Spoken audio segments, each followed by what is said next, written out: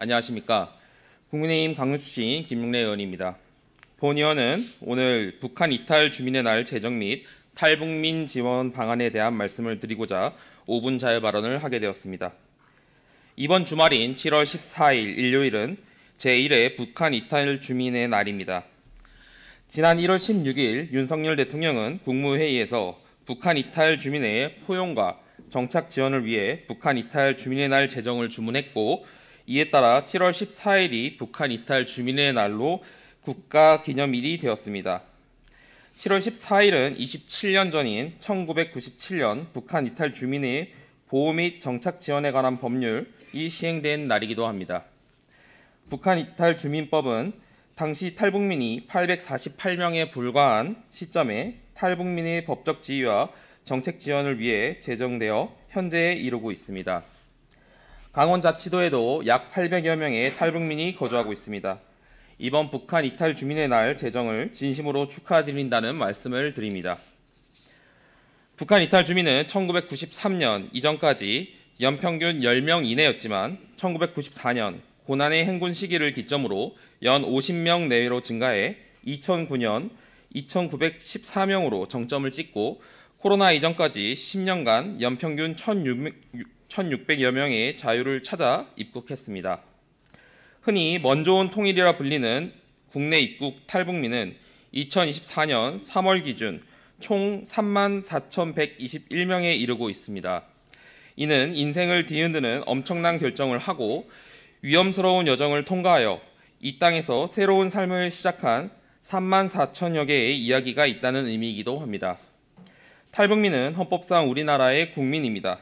그러나 우리는 여전히 이들을 차별적인 시선으로 바라보고 있는 것은 아닌지, 이방인으로서 지원의 대상으로만 여기고 있는 것은 아닌지 돌아볼 필요가 있습니다.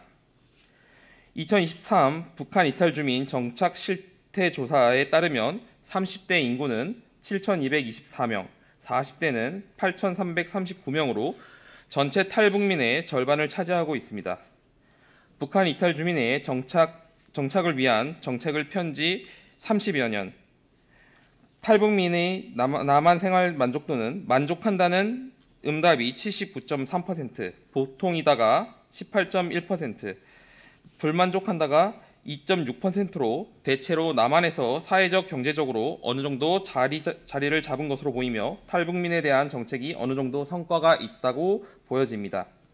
그러나 불만족스러운 2.6%를 주목해보면 가족과 떨어져 살아야 해서 경쟁이 너무 치열해서 탈북민에 대한 남한 사회의 차별이나 편견 때문에 경제적으로 어려워서 등으로 나타나고 있습니다.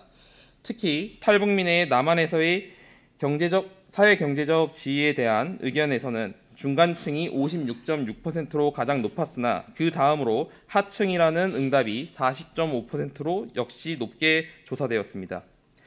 이번 기념일 제정으로 정부는 물론 지자체와 민간 차원에서도 탈북민의 남한 안착과 경제적 자립 지원을 한층 더 강화하는 계기가 되었으면 합니다.